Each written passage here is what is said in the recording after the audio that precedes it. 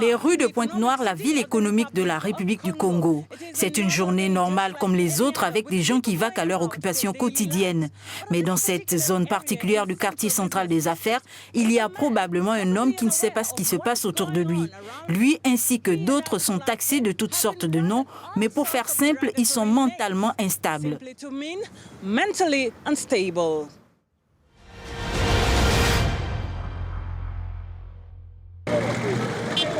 À quelques rues d'ici, nous retrouvons cette jeune dame. Elle s'appelle Mixana Laba. Son apparence peut faire croire qu'elle est aussi handicapée mentale, mais elle ne l'est pas. Elle s'est ainsi déguisée dans l'espoir d'attirer l'attention sur le sort des personnes mentalement instables. Son spectacle de rue intitulé « Réalité aveugle » est un sujet qui lui tient à cœur. Elle dit que ces individus abandonnés dans la rue sont aussi des êtres humains qui méritent d'être bien traités et bien pris en charge. L'humoriste de 22 ans et réalisatrice en herbe dit que parler de la réalité des personnes handicapées mentales semble être un tabou que personne n'aime évoquer et qui ne reçoit que peu ou pas d'attention publique. Je suis très touchée par la vie des fous de notre ville de Pointe-Noire. Donc du coup, je me suis lancée à faire une marche pour essayer de réveiller les Congolais pour la gestion et la sensibilisation des fous, qu'ils puissent trouver une solution pour eux. Pourquoi pas ouvrir l'asile? Parce que depuis 1996, il n'y a plus rien.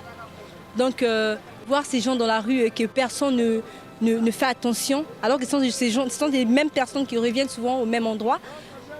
Donc je suis quand même, en tant qu'artiste, je représente ces gens-là et j'espère qu'il y aurait une évolution de leur cas. Au moment où elle a presque terminé son spectacle, un grand nombre de spectateurs curieux se sont déjà rassemblés pour savoir de quoi il s'agit. Il est en train de faire là, vraiment, je suis très content. J'avais eu peur, moi je le répétais très, elle est folle. Mixana est l'une des rares personnes qui s'inquiètent de ce que vivent les personnes atteintes de maladies mentales. Souvent, elles sont abandonnées par leur famille et livrées à elles-mêmes. Elles font peur car elles sont considérées comme une menace. Mais pourquoi tant d'ignorance concernant ces individus? Et pourquoi sont-ils stigmatisés? On dit très souvent que dans une famille, tout le monde est important, même un malade mental. Et donc je pense que les malades mentaux sont toujours et encore importants. On peut toujours faire le nécessaire pour leur accorder ce qui leur revient de droit. Ce sont des gens comme nous en fait. C'est juste qu'ils vivent dans un autre monde, mais ils sont comme nous. Et en tant qu'artistes, nous avons ce devoir de pouvoir être la voix des sans-voix en fait. Pousser les gens à comprendre ce phénomène et tout, à être là pour eux, les soutenir. Ils sont malades comme ceux qui ont le palu en fait. C'est pas de la sorcellerie, c'est pas quoi que ce soit et nous devons vraiment les soutenir. C'est nous qui devons les soutenir en fait, pour que ceci change.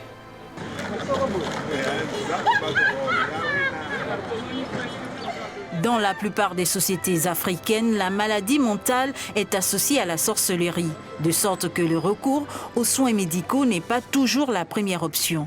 Certains cherchent l'intervention divine dans les lieux de culte.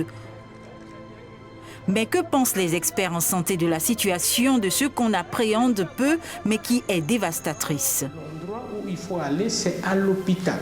C'est à l'hôpital qu'on va vous prendre en charge, pas ailleurs.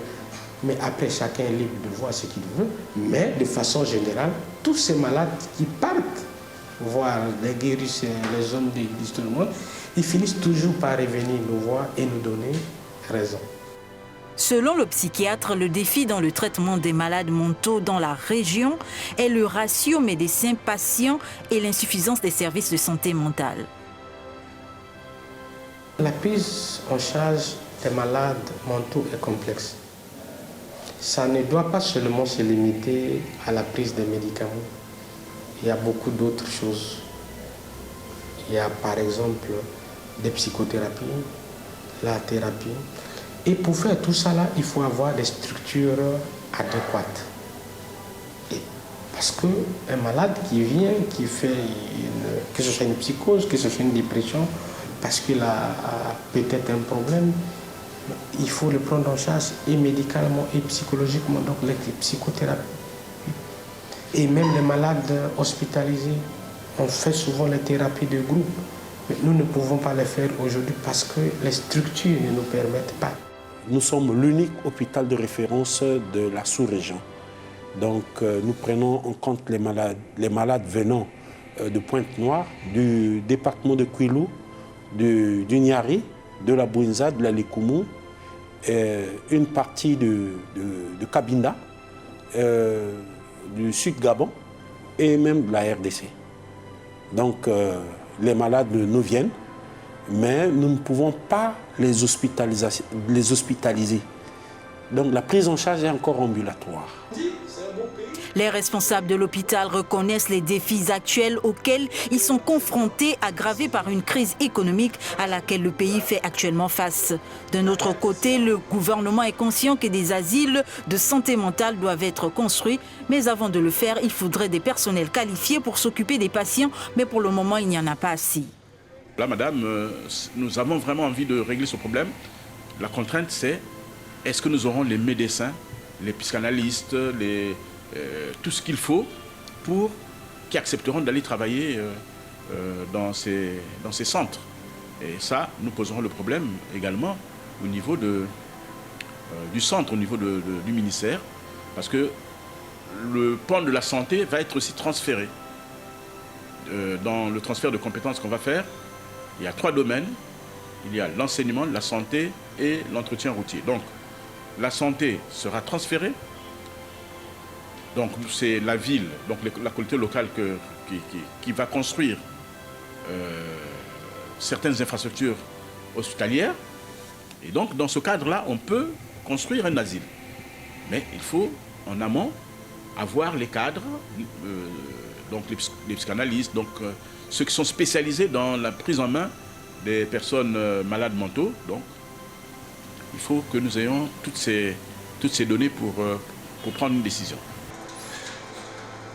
Sans aucune aide en vue pour les patients souffrant des troubles mentaux, Madame Mixiana soutient que le voyage de sensibilisation à la maladie mentale ne fait que commencer car elle n'a pas l'intention d'abandonner ce combat de sitôt. Elle dit qu'elle ne s'arrêtera que lorsque les autorités du pays cesseront de négliger les patients mentalement instables en s'occupant pleinement d'eux. J'ai pas envie d'échouer. J'ai pas envie d'échouer. J'ai pas envie d'être négative. J'ai pas du tout envie de penser autrement. J'ai juste envie de... Pour moi, dans ma tête, là où je suis, je me dis, oui, ça ira. On va avoir une solution pour eux. Ces gens seront traités. Il y aurait l'asile. Il y aurait un suivi par des médecins. Pour moi, en ce moment-là, c'est ça. Même si je sais que ça va prendre du temps, mais je veux garder cette foi que j'ai. C'est trop dur pour moi, je ne peux pas. Je ne peux pas arrêter quelque chose qui n'est pas fini. Comme vous le diront les experts médicaux, tant que vous avez un cerveau, vous pouvez aussi souffrir de maladies mentales. Parce que le cerveau est un organe de notre corps, tout comme le cœur ou le rein. Et cette information est essentielle pour lutter contre la stigmatisation des personnes malades et offrir de l'aide aux personnes touchées. Bahati, Pointe-Noire, the Republic of Congo.